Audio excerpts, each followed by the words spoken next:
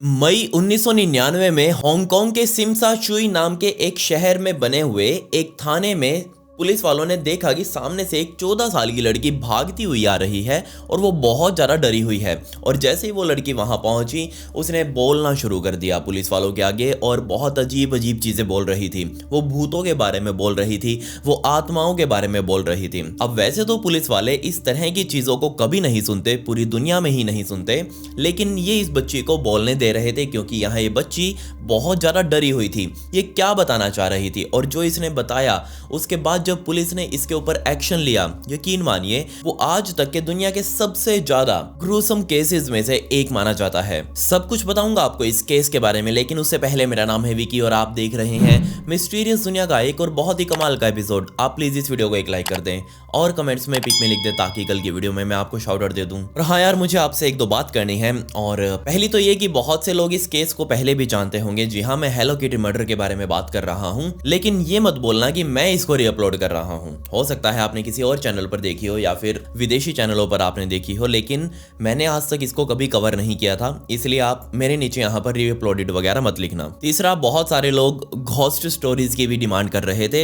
In fact मुझे खुद बहुत पसंद है घोस्ट स्टोरीज को कवर करना, सो नो इश्यूज। काफी सारी घोस्ट स्टोरीज पर एक साथ मैं स्क्रिप्ट लिखता हूँ, तो जैसे ही कोई भी रेडी हो जाती है उसकी तुरंत रिकॉर्डिंग करके, तुरंत एडिटिंग वगैरह करके उसी दिन अपलोड भी कर देता हूँ। सो प्लीज़ थोड़ा सा सब्र रखिए, तब तक आप एक क्राइम के और मिस्टीरियस वगैरह के देखिए। और हाँ, बहुत सारे लोग ये भी बोल रहे थे कि पहले की वीडियोस ज़्यादा ग्रूसम होती थी और अब जो वीडियोस आती हैं वो नॉर्मल से होती हैं। अब देखिए, जब मैंने स्टार्ट किया था क्राइम का कंटेंट बनाना, तब लिटरली पूरे इंडिया के अंदर दो ही चैनल हुआ करते थे। एक आप जानते ही हैं, मैं नाम नहीं लूंगा उनका, बट हाँ आज भी उनके लिए रिस्पेक्ट है और आज भी वो बहुत अच्छा कंटेंट बनाते हैं। दूसरा, यहाँ पर मैं आया था तब यहाँ पर व्यूअर्स तो देखने वाले बहुत सारे हुआ करते थे और कंटेंट बनाने वाले लिटरली बहुत थोड़े से थे, इसलिए यहाँ उसके सामने बहुत थोड़ा सा ही कंटेंट आया करता था। और आज देखिए, यहाँ पर हर दूसरा चैनल यहाँ पर अपने आप को क्राइम एक्सप्लोरर बोलता है। मुझे किसी से कोई दिक्कत नहीं है, जिसको जो मन करे वो बनाए, लेकिन आप प्लीज उस चीज को मत देखिएगा। यहाँ पर मैं आपको वो चीजें दिखाने की कोशिश करता हूँ जो आप कहीं और फील भी नहीं कर सकते। मेरा हमेशा से ही ये मोटिव रहा है कि कोई भी स्टोरी हो वो मैं आपको इतने सिंप्लीफाइड तरीके से बताऊं कि आपको एक तो समझ आ जाए और दूसरा आपको ऐसा लगे कि आप उस स्टोरी को अपनी आंखों से देख रहे हैं, ना कि आप मुझे देखें। बल्कि यहाँ पर हमेशा से ही मैं सोचता रहता हूँ कि आपको मैं इमेजिन करवाऊँ वो चीज़, इसलिए मैं इतनी डीप में जाकर आधे पौने घंटे के एपिसोड्स निकालता हूँ। खैर सॉरी बहुत लंबे इंट्रो के लिए, लेकिन चलिए वीडियो की तरफ। लेकिन उससे पहले मेरी वार्निंग, ये केस बहुत ज़्यादा ग्रूसम होने वाला है, बहुत ज़्यादा अपसेटिंग भी होने वाला है, तो अगर आप उन चीज़ों को हैंडल नहीं कर सकते तो इस वीडियो को यहीं छोड़ दीजिएगा, वरना चलिए मेरे साथ। तो असल में मई 1999 में हांगकांग पुलिस थाने के बाहर खड़ी पुलिस ने जब देखा कि वो लड़की आ रही है, उन्होंने उसको आने दिया अपने पास और उसको सबसे पहले तो शांत करवाया और कहा कि हाँ बताओ। और लड़की ने हाँ ये बोलना शुरू कर दिया कि उसके पीछे कोई आत्मा वगैरह पड़ी हुई है पिछले बहुत दिनों से, और वो उस आत्मा से इतनी ज़्यादा परेशान हो चुकी है कि वो जल्दी ही मरने भी वाली है। अब पुलिस ने जैसे ये बात सुनी, अब ये 13-14 साल की लड़की खुद मरने की बात कर रही है, इसकी तो अभी उम्र भी नहीं हुई, तो पुलिस वाले भी यहाँ कंफ्यूज हो गए और उन्होंने कहा कि ठीक है तुम शांत हो जाओ और पहले एग्जैक्टली बताओ कि क्या बीमारी है। तब यहाँ उस बच्ची ने पहले तो अपना नाम बताया, लेकिन मैं आपको नहीं बता सकता क्योंकि वो उस टाइम पर माइनर थी और उसकी हम पहचान को रिवील नहीं कर सकते। खैर यहाँ उसने अपने बारे में सब कुछ बताने के बाद कहा कि एक 20, 21, 22 साल की लड़की है जो उसके सपनों में आती है। उसके पूरे चेहरे पर खून लगा हुआ है, पूरे शरीर से खून निकल रहा है और वो बार बार यहाँ मुझे फोर्स करती है कि मैं पुलिस स्टेशन में जाऊं और जाकर उस मर्डर के बारे में बताऊं। अब जैसे ही पुलिस वालों ने मर्डर का नाम सुना, उनके कान खड़े हो गए। वो पूछने लग गए कि कौन से मर्डर की बात कर रही हो तुम। तब यहाँ उस छोटी सी बच्ची ने कहा कि जनाब तकरीबन 1 महीना पहले, या फिर हम कह सकते हैं कि 1.5 महीना पहले, ये लड़की एक ऐसे ग्रुप के साथ जुड़ी हुई थी जिसने एक बहुत ही भयंकर कांड बैठा दिया था। जिस ग्रुप में ये बच्ची भी जुड़ी हुई थी वो ग्रुप कोई और नहीं बल्कि ट्रायड ही था। ट्रायड को अगर मैं आपको बताऊं तो आप उसे चाइना का माफिया भी बोल सकते हैं, और ये बच्ची जो थी उसी ग्रुप की मेंबर थी। और इस ग्रुप के अंदर भी बहुत सारे छोटे छोटे ग्रुप्स बने हुए थे और इन छोटे छोटे ग्रुप्स में इस बच्ची के साथ 3 लोगों ने और मिलकर यहाँ ग्रुप बना रखा था। अभी जो बाकी के 3 लोग थे, तीनों के तीनों बहुत ज्यादा पावरफुल थे, अपने अपने इलाके में इनका पूरा ज्यादा दबदबा था। और अब आप सोच रहे होंगे कि तो इनको ये बच्ची कहां से मिल गई। तो असल में यहाँ पर ये बच्ची वहां इस ग्रुप के अंदर सबसे जो एज्ड पर्सन था, जिसकी उम्र तकरीबन यहाँ पर 53 इयर्स की थी, 53 साल की थी, उसने यहाँ पर इस बच्ची को अपनी गर्लफ्रेंड बना रखा था। सोचकर देखिए, कहाँ ये 53 साल का बुढ़ऊ और कहाँ ये बेचारी 13 साल की लड़की। बीच में 40 साल का डिफरेंस आ चुका था। अभी तक जो इस केस में भसड़ मची हुई है वो आपको समझ ही नहीं आई होगी कि असल में मैं आपको कहना क्या चाह रहा हूँ। तो मैं आपको स्टार्टिंग में लेकर चलता हूँ, जब इस पूरे कांड की शुरुआत हुई थी। तो इसी तामसिम शुई नाम के शहर के अंदर एक 21 साल की लड़की रहा करती थी, जिसका नाम था फैन मैनी। और ये फैन मैनी कहीं और नहीं बल्कि यहीं के एक बार के अंदर वेट्रेस की नौकरी किया करती थी। अब बहुत से लोग तो उसे मानते हैं कि वो एक वेट्रेस की नौकरी कर रही थी, लेकिन यहाँ सच ये बात थी कि वो एक सेक्स वर्कर बन चुकी थी। वो वेट्रेस की जॉब के आड़ में यहाँ अंदर ही अंदर अपना जिस्म बेचने का भी धंधा चला रही थी। जब मैंने मैनी के परिवार के बारे में ढूंढा तो मुझे लिटरली कुछ पता नहीं चला। मुझे बस ये बताया गया कि फैन मैनी बिल्कुल अनाथ थी, इसका कोई परिवार इस शहर में या फिर इस देश में ही नहीं रहा करता था। जैसे ही ये पैदा हुई थी, इसके परिवार वालों ने इसे लावारिस छोड़ दिया था और बाद में ये अलग अलग अनाथालयों में रहते हुए इस उम्र तक आ पहुंची थी। लेकिन आपको भी पता है, हमको भी पता है कि बच्चे किसी भी अनाथालय में सिर्फ 16 साल की उम्र तक ही रह सकते हैं। उसके बाद यहाँ उनको बाहर निकलना पड़ता है, खुद के लिए कमाना पड़ता है और खुद अपनी जिंदगी जीनी पड़ती है। और जैसे ही यहाँ पर फैन मैनी 16 साल की हुई, उसको भी यहाँ ये अपना अनाथालय छोड़ना पड़ा और बाहर निकलकर अब उसे किसी काम की तलाश थी। काम के रूप में उसने हर जगह धक्के खाए, लेकिन ज़्यादा कुछ उसने पढ़ाई की नहीं हुई थी अनाथालय में रहते हुए, तो उसको यहाँ पर कोई अच्छी नौकरी तो मिल नहीं सकती थी। और अंत में यहाँ एक ही नौकरी बचती है और वो है किसी बार वगैरह में जाकर वेटर्स का काम करना या फिर वहीं पर एक सेक्स वर्कर बन जाना। और ऐसे ही एक बार में काम करते हुए फैन मैनी एक वेटरेस के साथ साथ सेक्स वर्कर भी बन चुकी थी। सन 1997 तक आते आते वो इस काम के अंदर बिल्कुल परफेक्ट बन चुकी थी। अब उसे पता था कि और ज्यादा पैसा इसमें कैसे कमाया जा सकता है, तो उसने यहाँ पर वो बार छोड़ दिया और खुद का ही यहाँ पर एक अलग ही ग्रुप बना लिया, जिसके अंदर वो और भी लड़कियों को सप्लाई कर रही थी, खुद भी जा रही थी और साथ ही यहाँ पर इसने अपने कुछ सिक्योरिटी के लिए अपने बॉसेस वगैरह भी रख लिए थे कि हाँ मैं इनके नीचे काम करती हूँ और कोई भी मुझे जानेगा तो इनके नाम से जानेगा। अब ये जो लोग थे जिसको इस फैन मैनी ने अपने साथ जोड़ा था, ये कोई और नहीं बल्कि वही ट्रायड ग्रुप के मेंबर थे, मतलब कि ये चाइनीज माफिया के ही मेंबर थे। अब आपको भी पता है कि जहां इस तरह के काम होते हैं, जहां 2 नंबर के काम होंगे, वहां लोग कैसे होते हैं और उनकी मेंटालिटी कैसी होती है। खैर यहाँ पर फैन मैनी का सब कुछ बढ़िया चल रहा था, उसको अच्छा पैसा भी मिल रहा था, वो धीरे धीरे ग्रो कर रही थी, उसके कुछ पेट क्लाइंट्स बन चुके थे। उसने ऐसे वैसों के पास जाने से मना भी कर दिया था, वो सिर्फ लिटरली अपने जो पेट क्लाइंट्स हुआ करते थे उन्हीं के ही ऑर्डर्स रिसीव कर रही थी, उन्हीं के साथ ही वो रातें बिता रही थी। और इन्हीं में से एक पेट क्लाइंट था उसका चैंग मैन लॉक नाम का लड़का। ये कोई और नहीं बल्कि यहाँ इसी ट्रायड ग्रुप का ही मेंबर था और बार बार यहाँ वो फैन मैनी के पास ही जाता, उसके साथ संबंध बनाता। और ये चैंग मिन फैन मैनी के एक टाइप से बहुत ज्यादा क्लोज हो चुका था, वो उसे पसंद करने लगा था। वो जब भी आता यहाँ पैसे देकर फैन मैनी को ही मांगता और उसके साथ समय बिताता और वापस चला जाता। और ऐसा ही एक दिन था जब यहाँ फैन मैनी के पास ये चैंग मिन लोक आया और दोनों ने कहा कि ठीक है आज हम रात बिताएंगे। और यहाँ ये दोनों के दोनों एक कमरे के अंदर जा चुके थे। तब यहाँ बिस्तर गर्म होने के बाद चैंग मिन लोक भी यहाँ अपने कपड़े वगैरह डाल रहा था और फैन मैनी भी यहाँ पर अपना तैयार हो रही थी। तब यहाँ पर फैन मैनी के दिमाग में पहले से ही एक प्लान था और उसने सोच रखा था कि वो आज इस चैंग मिन लोक का जो पर्स है, जो वॉलेट है, वो चुरा लेगी, क्योंकि यहाँ उसने देखा था कि चैंग मिन लॉक के पास बहुत सारा पैसा है और वो जब भी उसके पास आता है उसे भी अच्छे खासे पैसे देता है। इसका अगर मैं बटुआ ही चुरा लूँ तो यहाँ मुझे बहुत सारा पैसा एक बार में ही मिल जाएगा और इसको तो यहाँ कुछ पता चलेगा ही नहीं, क्योंकि ये तो माल फूक कर हमेशा मेरे पास आता है, तो कोई दिक्कत नहीं होगी, मैं इसका ये पैसा चुरा भी लूँगी। तो यहाँ पर वो जैसे ही तैयार हो रही थी उसने चुपके से यहाँ उस चैंग मिन लॉक का वो बटुआ अपने पास रख लिया और जस्ट तैयार होकर जाने लगी। लेकिन यहाँ वो चैंग मिन जितना बेवकूफ़ दिखता था उतना था नहीं, उसको अपनी हर एक चीज का ध्यान था। और जैसे ही उसने नोटिस किया कि उसका बटुआ यहाँ से गायब है, उसने तुरंत ही यहाँ फैन मैनी को कमरे से बाहर जाने से रोक लिया, क्योंकि यहाँ कमरे में 2 ही तो व्यक्ति थे, दूसरा शख्स किसके ऊपर जा सकता है, वहाँ फैन मैनी के अलावा कोई था ही नहीं। तो यहाँ फैन मैनी से कहा कि मेरा बटुआ कहाँ है। फैन मैनी ने मना कर दिया, नहीं मुझे तो नहीं पता। यहाँ क्योंकि एक दूसरे से दोनों खुल चुके थे तो यहाँ चैंग मिन ने फैन मैनी को पकड़कर उसकी तलाशी लेनी शुरू कर दी, अंदर से बाहर से। उसके जो हैंडबैग वो साथ लेकर आई हुई थी उसके अंदर भी देखना शुरू कर दिया और इसी तलाशी के अंदर चैंग मिन को अपना बटुआ फैन मैनी के पास ही मिल गया। अब जैसे उसने बटुआ निकालकर साइड में रखा, उसके सारे नशे ढीले हो चुके थे और वो फैन मैनी के सामने ऐसे देख रहा है जैसे ये इसको अभी मारकर खा जाएगा। खैर जैसे ये बटुआ मिला, चैंग मिन लॉक ने फैन मैनी को अपने साथ बेड पर बैठाया और कहा कि ये $4000 तो मैंने वापस ले ही लिए हैं, लेकिन तुम अभी इस कमरे से नहीं जा सकती। फैन मैनी देख रही है कि क्यों नहीं जा सकती, क्या बीमारी है। तब यहाँ चैंग मिन लॉक ने कहा कि देखो तुमने मेरी डिसरिस्पेक्ट की है, मेरी इज्जत को उछाला है, इसलिए तुम्हें इसकी भरपाई करनी होगी और इसकी भरपाई के बदले तुम्हें अभी मुझे $10,000 HK देने पड़ेंगे।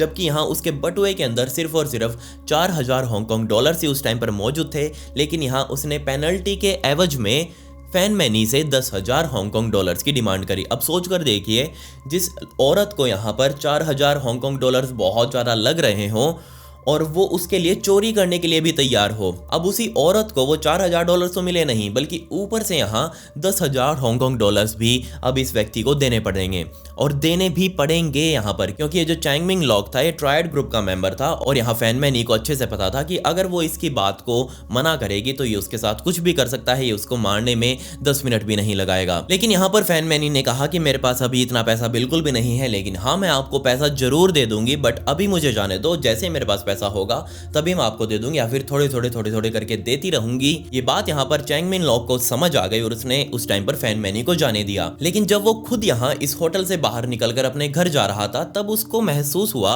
कि उसने यहाँ पर फैन मैनी को गलत जाने दिया, क्योंकि यहाँ उसे पता है कि वो कभी भी उसके 10,000 डॉलर्स वापस नहीं दे पाएगी, क्योंकि उसके पास कभी इतने पैसे होने ही नहीं है, और इसलिए यहाँ पर उसको कोई दूसरा प्लान बनाना पड़ेगा जिससे वो अपने इस पैसे को रिकवर कर सके। तो यहाँ पर उसने प्लान बनाया कि क्यों ना वो फैन मैनी को किडनैप कर ले, और किडनैप करने के लिए वो अकेला तो यहाँ काफी था नहीं, इसलिए यहाँ पर उसने अपने 2 दोस्तों की मदद ली, 2 इसी ग्रुप के मेंबर की मदद ली, जिनका नाम चाओ लिंग वॉन था, जिसकी उम्र उस टाइम पर 21 साल की थी, और दूसरा यहाँ पर उसका फ्रेंड था लाओ शिंग चाउ, जिसकी उम्र यहाँ पर 28 साल की हो चुकी थी। अब इन तीनों ने मिलकर यहाँ इस प्लान को डिस्कस किया कि वो फैन मैनी के पास जाएंगे, उससे सर्विस लेने के बहाने उसे अपने पास बैठाएंगे और जस्ट उसका किडनैप कर लेंगे, और बाद में उससे वो 10,000 डॉलर्स अपने पास रख के ही सर्विसेज के बहाने वसूल करेंगे। दिन आ चुका था 17 मार्च 1999 का, जब फाइनली यहाँ पर इन तीनों ने अपनी गाड़ी उठाई और ये अब निकल पड़े थे फैन मैनी को ढूंढने के लिए। और यहाँ बदकिस्मती से फैन मैनी उनको यहाँ एक सड़क के किनारे पर खड़ी हुई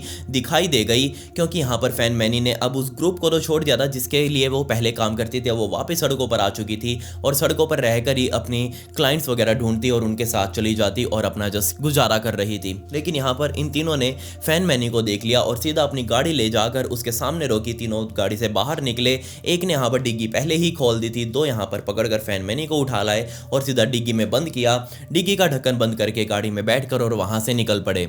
इन तीनों ने पहले से ही प्लान कर रखा था कि वो सीधा ही फैन मैनी को एक लावारिस बिल्डिंग में लेकर आएंगे, और ये लावारिस बिल्डिंग किसी और की नहीं बल्कि इस ट्रायड ग्रुप की ही थी। इन सभी ने मिलकर इस लावारिस बिल्डिंग को खोल रखा था। खैर इस बिल्डिंग में वो तीनों पहुंचे, बाहर जाकर डिग्गी खोली उन्होंने, डिग्गी से यहाँ फैन मैनी को निकाला। फैन मैनी बार बार चिल्ला रही थी, लेकिन उसका चिल्लाने का कोई फर्क नहीं था, क्योंकि यहाँ उसके सुनने वाला कोई नहीं था। ये बिल्डिंग बहुत ज्यादा बड़ी सारी थी। खैर यहाँ वो फैन मैनी को अंदर लेकर गए, और अंदर ले जाने के बाद उसके सामने बैठकर यहाँ चिंग मिंग लॉक ने उसको समझा दिया कि देखो यहाँ से तुम्हारा बाहर जाने का कोई मतलब ही नहीं है, कोई जुगाड़ तुम नहीं लगा सकती, इसलिए यहाँ पर अच्छा होगा कि तुम 10,000 डॉलर्स मुझे मेरे दे दो और तुम यहाँ से बाहर चली जाओ।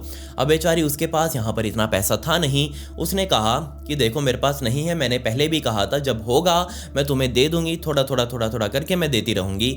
लेकिन यहाँ पर चिंग मिंग लॉक ने ये बात नहीं सुनी, उसने कहा कि नहीं मुझे तो अभी चाहिए, और अगर तुम पैसा नहीं दे सकती तो तुम अपनी सर्विसेज दे दो, जैसे जैसे तुम सर्विसेज देती जाओगी वैसे वैसे तुम्हारा पैसा कम होता जाएगा। और यहाँ सर्विस ना सिर्फ चैंग मिंग लॉक लेने वाला था, बल्कि यहाँ पर उसके वो दोनों दोस्त और इन तीनों के दोस्तों के दोस्त भी यहाँ पर आकर ये सर्विस लेने वाले थे। आपको याद होगा थोड़ा सा चंको फ्रूटा वाला केस जो मैंने आपको बताया था, जो मेरे पुराने सब्सक्राइबर्स हैं उनको तो पता ही होगा, लेकिन बदकिस्मती से आज वो वीडियो YouTube ने डिलीट कर दी है। YouTube वालों को लगा कि शायद मैंने कुछ बहुत ज़्यादा गलत बता दिया है।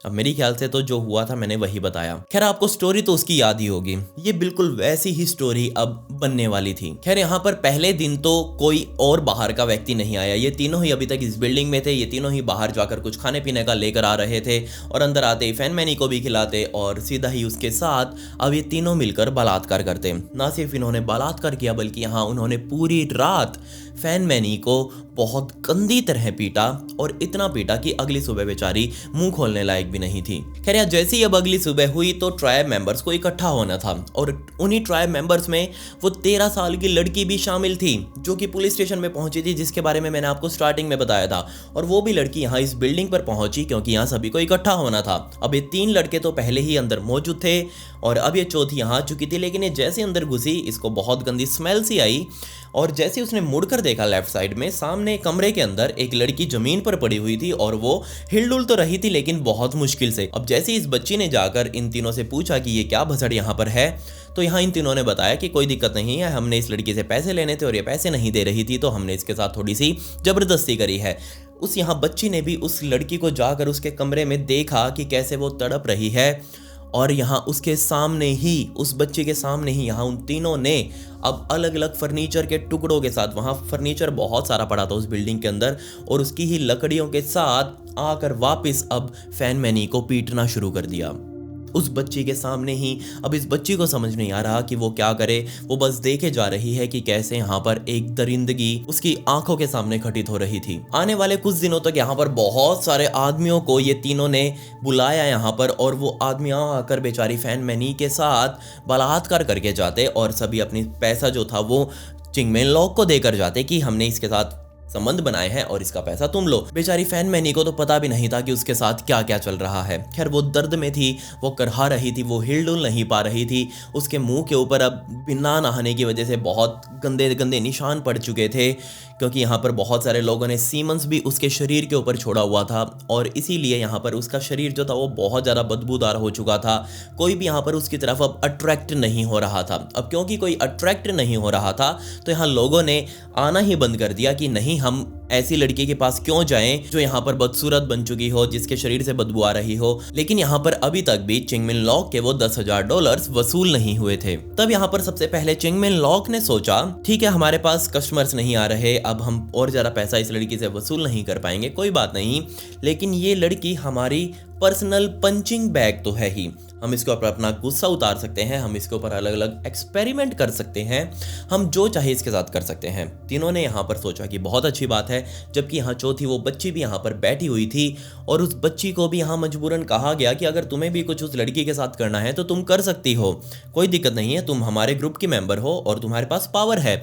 लेकिन उस बच्ची ने तो उस टाइम पर मना कर दिया। बट यहाँ इन तीनों ने सबसे पहले तो अच्छे से माल वगैरह फूका, माल वगैरह फूकने के बाद उस बच्ची के सामने ही वो तीनों उस कमरे से उठे और सीधा फैन मैनी वाले कमरे के अंदर गए, और वहां ले जाकर अब तीनों ने उसके साथ बहुत गंदे तरीके से, सोचकर देखिए जो लड़की हिलडुल नहीं पा रही, सबसे पहले तो उसके साथ फिर से बलात्कार किया और उसके बाद उसे पीटना शुरू कर दिया। धीरे धीरे दिन बीतते जा रहे थे और इनके टॉर्चर का लेवल बढ़ता ही जा रहा था। लेकिन आपको भी पता है कि एक लेवल होता है इंसान के शरीर के झेलने का, और अगर वो लेवल हम क्रॉस कर दे तो उसके बाद हमें दर्द फील ही नहीं होता। अब बिल्कुल ऐसा ही यहाँ पर फैन मैनी के साथ हो रहा था। अब कुछ भी कर रहे थे लोग तो यहाँ फैन मैनी को दर्द फील ही नहीं हो रहा था, और ये चीज इन तीनों ने नोटिस कर ली, तो इन्होंने सोचा कि हमें कुछ और करना चाहिए। तब यहाँ पर वो जो फर्नीचर पड़ा हुआ था, उस फर्नीचर के अंदर ही कुछ प्लास्टिक के टुकड़े भी पड़े हुए थे, और इन तीनों ने लिटरली खड़े होकर फैन मैनी के चारों तरफ खड़े हो गए, और खड़े होकर यहाँ ऊपर से ही प्लास्टिक को जलाना शुरू कर दिया।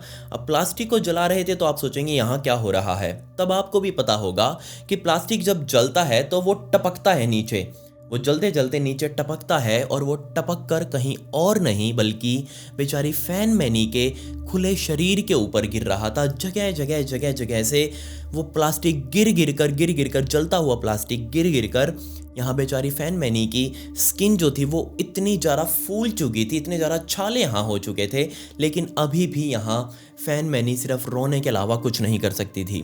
तब भी यहाँ इन तीनों को चैन नहीं आया।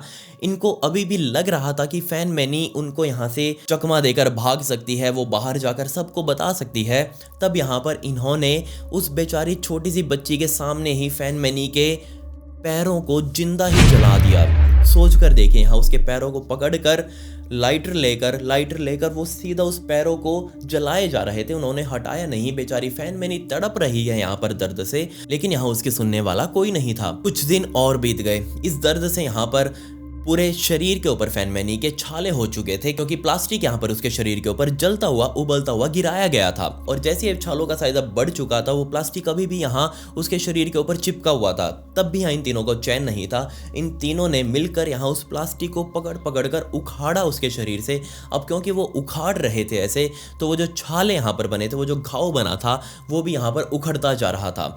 अब दर्द से फिर से यहाँ फैन मैनी चिल्ला रही थी, लेकिन इन तीनों को कोई फर्क नहीं था। इन तीनों ने सोचा कि हम कुछ और भी यहाँ पर इन छालों के साथ कर सकते हैं। ये तीनों बाहर निकले, अलग अलग टाइप के मसालों को उठा कर लेकर आए, जो हो सकते हैं जितने टाइप के मसाले होते हैं उन सभी को उठा कर लेकर आए, घर आए यहाँ पर। खैर यहाँ इस बिल्डिंग में पहुंचे और बिल्डिंग में पहुंचकर एक बर्तन के अंदर इन्होंने सभी मसालों को मिलाना शुरू कर दिया। मिलाकर इन्होंने सोचिए क्या किया होगा, ये जो छाले बने हुए थे, वो जो घाव बना हुआ था, उस घाव को उखाड़ कर उसको फाड़ कर यहाँ उन घाव के अंदर वो मसाले भर रहे थे ताकि यहाँ पर फैन मैनी का शरीर पूरी तरह से इन्फेक्टेड हो जाए। और ये काम कर करके भी यहाँ ये बोर हो चुके थे, लेकिन फैन मैनी अभी तक भी जिंदा थी। तब यहाँ पर इन्होंने सोचा कि क्यों ना वो फैन मैनी को एक पंचिंग बैग, हम उसे मानते तो हैं ही, तो क्यों ना उसे पंचिंग बैग की तरह छत पर लटका भी दें और तब यहाँ इसके साथ मार पिटाई करें। तो इन्होंने कहा ओके।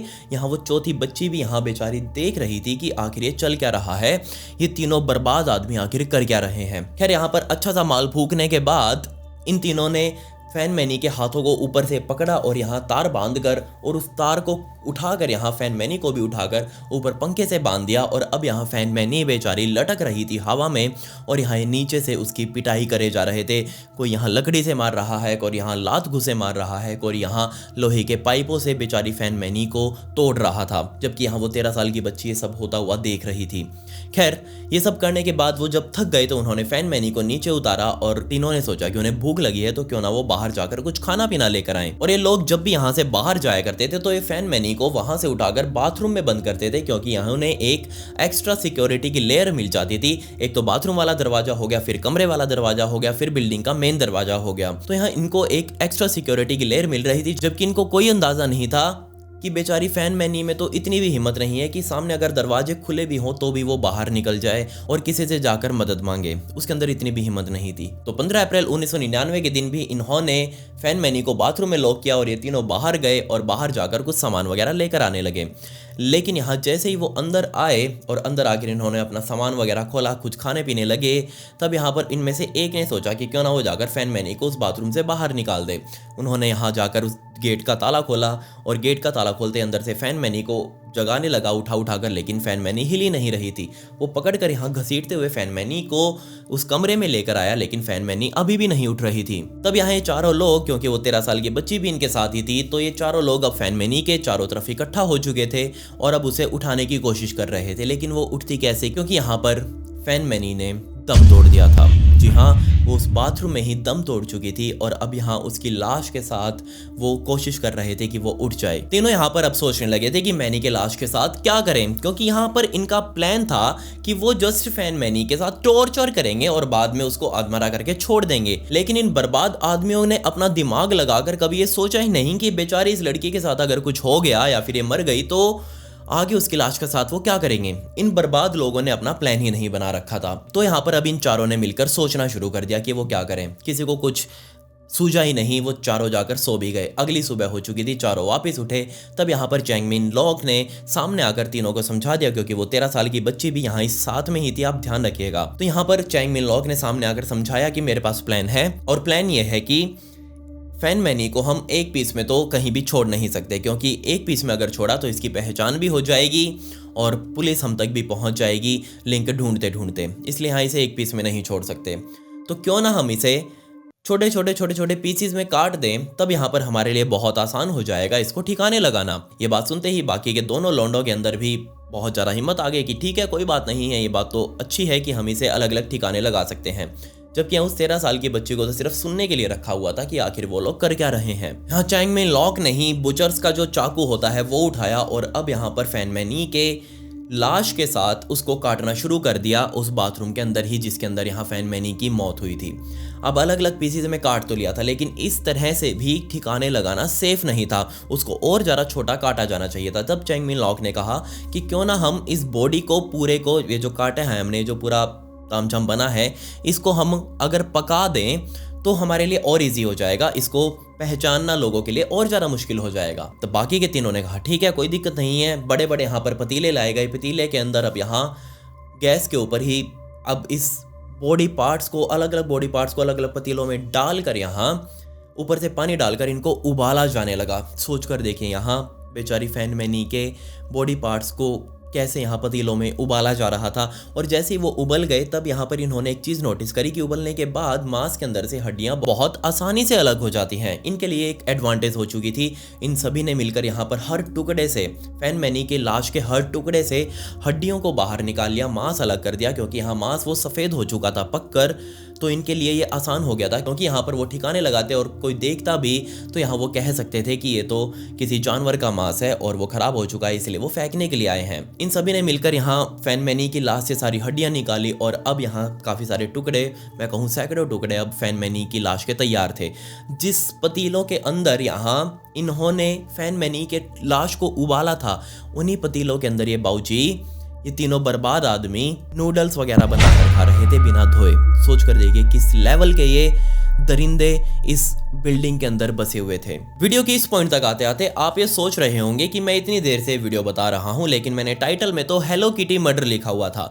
अब ये हेलो किटी क्या है? तो जिन्होंने इस केस के बारे में पहले नहीं सुना उनको तो ये पता ही नहीं होगा कि आखिर यहाँ बसड़ क्या थी। तो असल में यहाँ पर इन्होंने जैसे ही पूरी लाश को उबाला, उन्होंने सिर्फ सर छोड़ दिया था, उसके टुकड़े अभी तक नहीं किए थे, क्योंकि यहाँ इनका प्लान था कि वो सर को अलग से ठिकाने लगा देंगे। खैर यहाँ पर सारी लाश को उबाले जाने के बाद इन्होंने फैन मैनी के सर को उठाया और सर को यहाँ पर एक हेलो किटी मरमेड का एक टेडी बियर उस टाइम पर आया करता था हांगकांग में भी, पूरी दुनिया में उस टाइम पर वो बहुत फेमस था बच्चों के बीच में। और इन्होंने, इन बर्बाद लोगों ने मिलकर फैन मैनी के सर को उस हेलो किटी वाले मरमेड का जो वो टेडी बियर सा था, उस टेडी बियर के अंदर घुसाया और साइडों से यहाँ वो पूरा टेडी बियर सील कर दिया। सील करने के बाद इनका प्लान था कि वो इस टेडी बियर को ही कहीं ठिकाने लगा देंगे। ये सारा कांड तो था जो उस 13 साल की बच्ची ने पुलिस को आकर बताया था जब वो भागते भागते आई थी। जब उसके ही बयानों पर, उसकी बताई हुई कहानी पर पुलिस ने छापा मारा तो वहाँ पर पुलिस को वो हेलो किटी वाली जो डॉल थी वो भी मिल गई, क्योंकि यहाँ पर अभी तक इन बर्बाद लोगों ने उसको ठिकाने ही नहीं लगाया था, अभी तक उस बिल्डिंग के अंदर ही रखा हुआ था।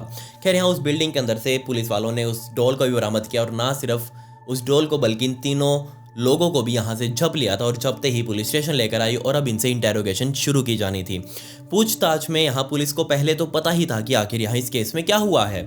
पुलिस तो सीधा छापा मारने गई थी और उठाने गई थी, लेकिन यहाँ इन तीनों ने पूरी कहानी ही बदल दी। इन्होंने कहा कि नहीं जनाब, फैन मैनी की मौत जरूर हुई है लेकिन हमने नहीं किया, वो असल में हमारे लिए काम करती थी, वो प्रोस्टिट्यूशन का काम करती थी हमारे लिए, और वो क्योंकि एक ड्रग एडिक्ट थी और एक दिन वो भंड होकर बिल्कुल पूरे तरह से नशे पतों में वो बिल्डिंग में आई और आकर जब सो गई और सुबह उठकर देखा तो वो मरी हुई थी। और क्योंकि वो मरी हुई थी तो हम बहुत ज़्यादा पैनिक कर गए और पैनिक में आकर हमने इसकी लाश के साथ ये सब कुछ किया, हमने उसको नहीं मारा। अब क्योंकि पुलिस वालों को यहाँ पूरी लाश नहीं मिली थी, सिर्फ सर मिला था और एक टूटा हुआ दांत यहाँ पर उस बाथरूम के फर्श के ऊपर पड़ा हुआ था, सिर्फ वही मिला था। तो सिर्फ इन थोड़ी सी चीज़ों के साथ कोई भी डॉक्टर ये डिटरमिन नहीं कर सकता कि आखिर यहाँ विक्टिम की मौत कैसे हुई है। इसलिए यहाँ पर पुलिस कभी भी ये प्रूव ही नहीं कर पाई कि इन तीनों ने ही यहाँ पर फैन मैनी का मर्डर किया था और बाद में उसकी लाश को इस तरह से डिस्पोज कर दिया।